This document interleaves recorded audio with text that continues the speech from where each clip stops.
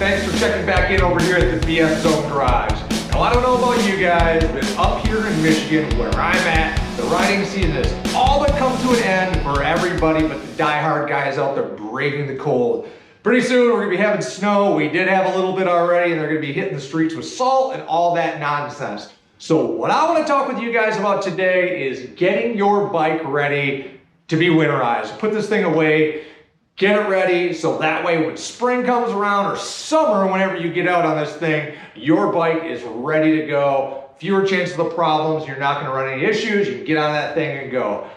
So let's get right to this. What I'm gonna start talking about right off the rip is getting your fuel system all set up and ready to go before you park the bike.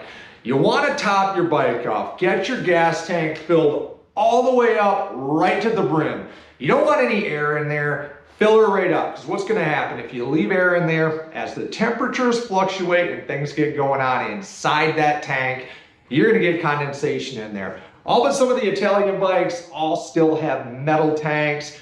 You know what happens? Think about your can, you're outside in the summer, warm day, cold day, the temperatures are changing, you get that moisture on the outside, that condensation happens inside your tank too. Fuel contamination and rust. So if you ever buy an old bike, you're checking some barn find, check all that on the fuel.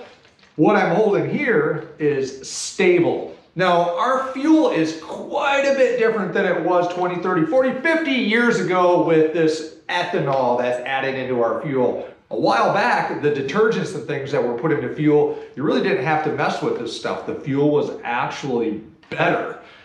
Nowadays, with the percentage of ethanol that is in the fuel, your fuel is likely to gum up and cause you problems if you're letting your bike sit for over, this stuff says 3 to 6 months, but I'm here to tell you, you can go a little bit, but if you're going over that 3-month mark, which is typically a winter, if we're looking at most guys parking their bike in October, November, not pulling them back out till March or April, you do the math, it's long enough to put some of this in there, especially if you're running a sport bike, street bike, whatever bike, lawnmower that is carbureted. Carburetors, small jets, very, very, very small areas that the fuel has to go through will easily gum up and you immediately have starting and idling problems. Same thing happens with your fuel injected bike.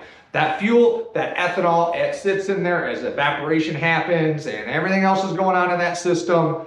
You start having problems in the spring. So one of the easiest ways, and the first thing I'm going to talk about, is putting Stabil, Seafoam, some other sort of winterizing fuel system stuff into your tank. There's all kinds of different ones out there. Stabil has been around forever. Makes your fuel stable. Doesn't cost much. I think it's about 10 or 11 bucks up at your auto parts store or Amazon, Sport Bike Track Gear, any of those places, you can get this stuff. You're going to add about, most sport bikes, and that's kind of what I'm talking about here, hold 3 to 4 gallons. So you typically want to put only a couple ounces. So this stuff is going to get you by. I've got a fleet of Kawasaki's out here. You can see this bottle's got some down. I've already dumped a little bit in. There's that X14 there, and it is ready to go. These are kind of nice. There is a measurement system on the side, but this is what I'm talking about today. I'm going to keep giving you guys some pointers on winterizing your bike, but the first one, before it gets too nasty, so you don't have to use a gas tank, ride the bike up to the station, fill it up with some premium fuel, top that bugger off, get it back, and put this stuff in there. It's going to cause you a lot less potential headaches in the spring when you're cranking, trying to get that bike running, and you can't figure out why. So there you got it.